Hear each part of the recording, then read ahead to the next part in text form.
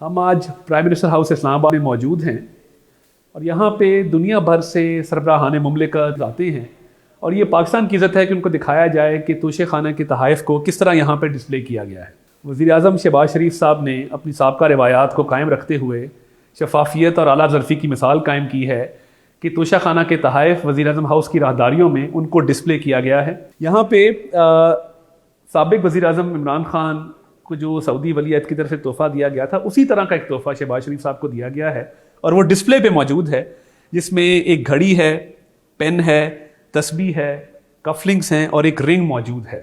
तो आप देख सकते हैं कि ये तोहफ़ा यहाँ पे बाकायदा डिस्प्ले पे मौजूद है और ये पाकिस्तान की इज़्ज़त है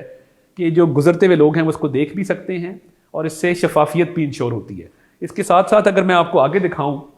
तो अमीर कतर की तरफ से एक बहुत महंगा ये क्लॉथ पीस जो है ये शहबाज शरीफ साहब को पेश किया गया था, ये भी यहाँ पे डिस्प्ले पे मौजूद है। और आगे चलें तो मुत्तहिदा अरब इमारात के वलीअहद उनकी तरफ से एक बहुत कीमती घड़ी, डायमंड स्टडेड घड़ी यहाँ पे डिस्प्ले पे लगाई गई है। तो ये होती है शफाफियत, ये होती है ऑनेस्टी, ये होती है आला ज़रफ़ी कि आप अपने मुल्क की इज़्ज़त का ख्याल करते हुए जो दोस्त ममालिक की तरफ से तहाइफ़ दिए गए हैं उनको बाकायदा डिस्प्ले करते हैं खूबसूरत तरीके से। अनफॉर्चुनेटली, बदकिस्मती से साबका दौरे हुकूमत में जो तोशा खाना के तहाइफ़ को बेचा गया,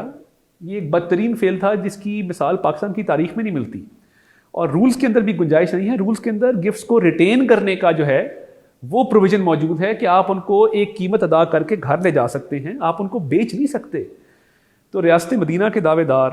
खुलफाए राशिदीन की मिसालें देने वाले आजकल रसीदें बनाते फिरते हैं कि जी हमने फ़लाँ जगह फ़लाँ घड़ी बेची।